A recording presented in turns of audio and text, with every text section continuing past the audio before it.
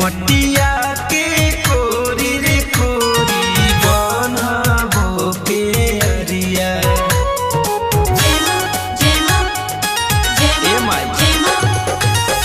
मटिया के कोरी रे कोरी बनाबो के अरिया की डोले डोले रोपबो ढौलवा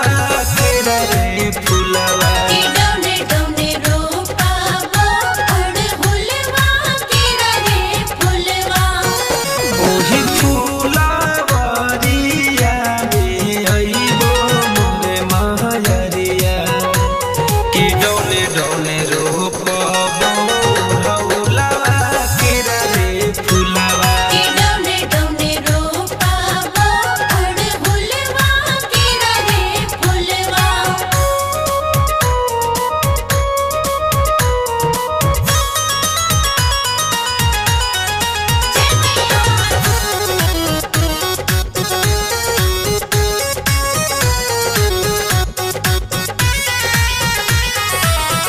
कौन गुण पवलुए मैया ओढ़ल के फूलवा में ओही पालो भाई हो गइलू एक ही असुलवा में कौन गुण पवलुए मैया ओढ़ल के फूलवा में ओही पाल भाई हो गइलू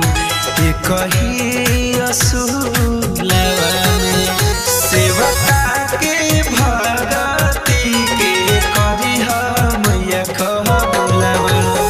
सेवका के भगती के करिह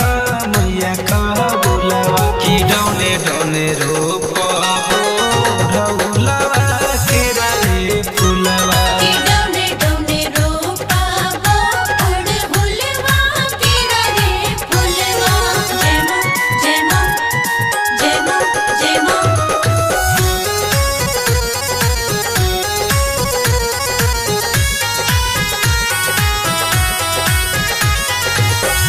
काहे निमिया गछिया में मैया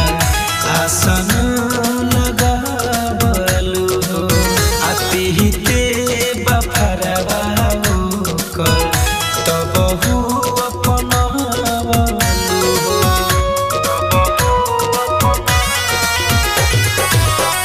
निमिया के गछिया मैया आसन लगावलू हो तिहिते